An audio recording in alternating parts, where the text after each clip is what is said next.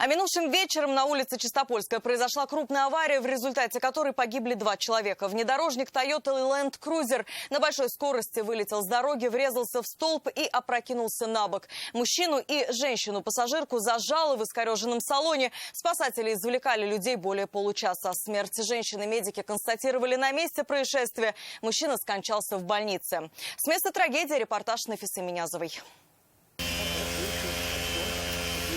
Экстренные службы прибыли к месту происшествия за считанные минуты. В искореженном салоне иномарки зажаты 2 человека. Через 15 минут спасатели извлекли пассажирку. Медикам оставалось лишь констатировать ее смерть. 38-летняя женщина скончалась мгновенно. Водители извлекали дольше. Основной удар пришелся на левую сторону внедорожника и смяло ее куда сильнее. Да, левая. Внизу, помоги там. Дрожи ногу, все. Мужчина был в крайне тяжелом состоянии. Спасатели передали пострадавшего в руки медика. В последние оказали ему помощь на месте и экстренно госпитализировали.